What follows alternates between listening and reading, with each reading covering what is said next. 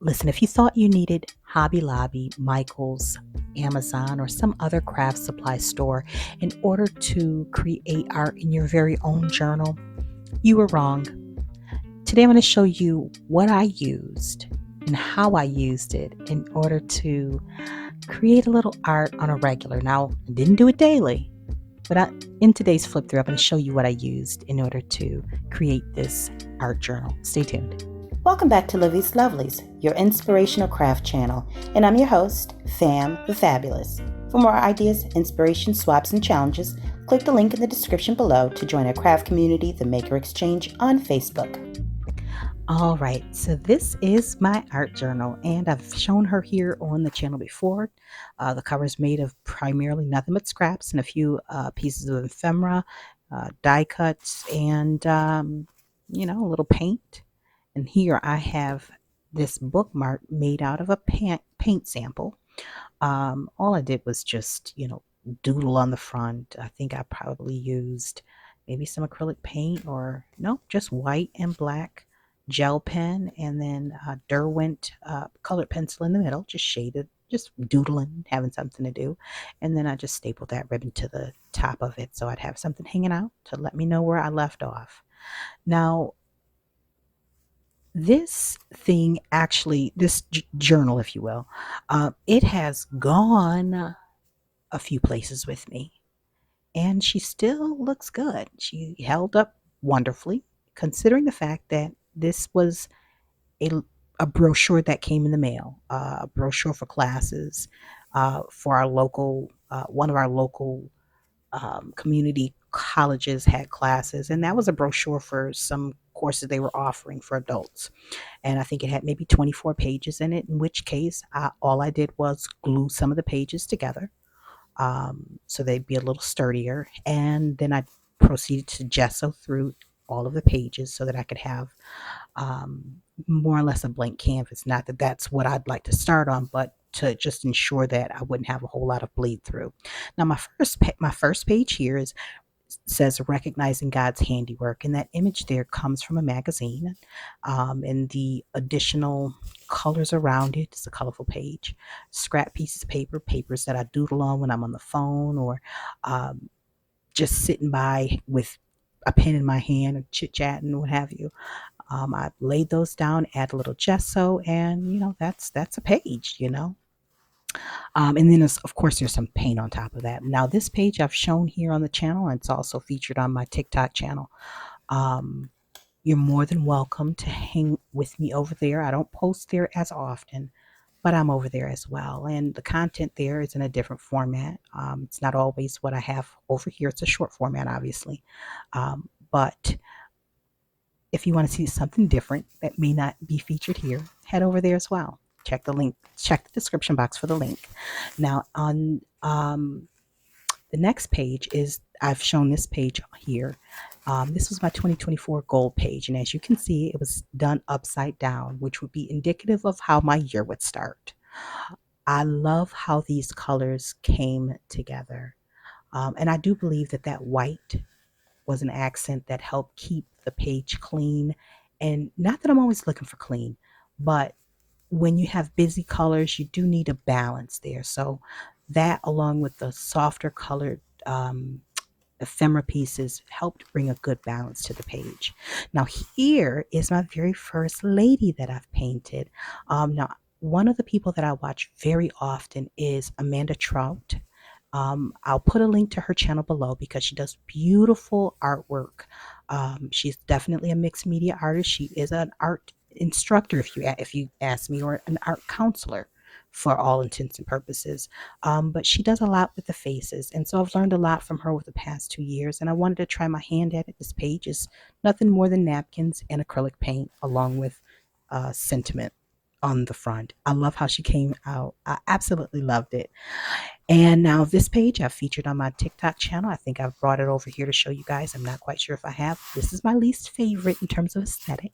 It's a little grungier than I prefer, but I did want to give an actual underwater feel. So there's a little bit of mystery there. It's not too dark. And then there's a little whimsy. So I used some stencils and um, some type of paste. I forgot what it's called. And paint. That was it. That was about it. So this guy was pulled out of a magazine. I love the black and white. And then I layered some fine print from out of a book page, actually out of another magazine. On top of it, I distressed the edges of some of the book pages, not all of them. And I didn't want it to be too busy, but I wanted it to be busy. But I wanted him to be the focal piece, the focal point. And the message here is turn around, you missed something. So that's what he's doing. He's turning around looking at us because we are the main attraction, right? Um, this is one of my favorite pages simply because of what it represents heritage. Now, neither of these young ladies, these women, are family members, but they represent the different generations in my family, the different generations of women. I used acrylic paint, stencils, washi tape, die cuts, and the images I actually took offline and printed them, distressed them, and saved them for something like this. So they ended up in my art journal. Then there's also some mark making and some rub ons on that page. Now, this one is so plain, but it's a little plain but a little busy. It's clean and busy at the same time. I enjoyed making this one. I didn't do it all in one sitting. This started off with just some scraps from the my silhouette machine, you know, and I laid it down on there. That's what you see in the back underneath the paint. Just some texture.